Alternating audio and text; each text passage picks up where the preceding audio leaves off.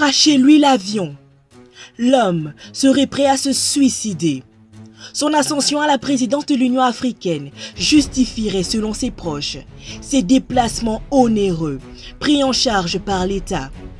Un argument qui, du reste, ne convainc personne. Tout récemment, Félix-Antoine a été au Soudan, en Égypte, en Ouganda, à Lubumbashi, à Kolwezi, en France, sans répit, savourant les délices de voler tel un oiseau. Voyager, c'est une drogue pour lui. Pourquoi ne pas céder quelques missions à son ministre des Affaires étrangères? Derrière tout ça, c'est l'argent du contribuable qui est littéralement jeté par les hublots. Une fois de plus, la présidence de la République vient de battre le record des dépassements budgétaires.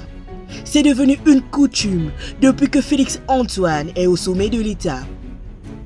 D'après les indicateurs de la direction de politique budgétaire, Félix-Antoine a consommé plus de 13 milliards de francs congolais, soit 6 millions de dollars au seul mois d'avril 2021. Ce qui correspond à un dépassement budgétaire de 73%. À ce rythme, Félix-Antoine n'est plus budgétivore, mais plutôt dollarivore, tellement il s'empiffre des billets verts. En violation totale de la Constitution, Félix-Antoine a instauré en matière des finances une nouvelle loi, la loi d'éviction, à l'insu de nombreux Congolais. Selon cette loi, les banques, pour financer le voyage du président, puisent dans n'importe quelle rubrique. Ainsi, on l'a vécu.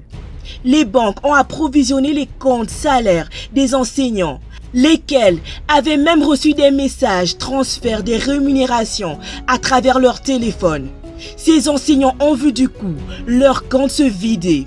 Et pour cause, les banques ont dû tout réaffecter pour financer le voyage de Félix-Antoine.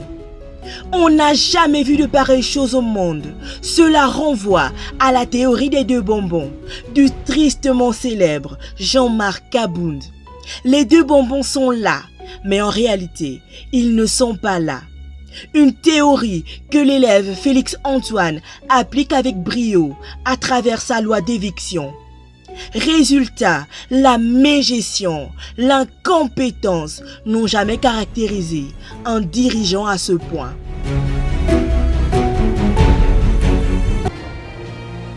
NBTV,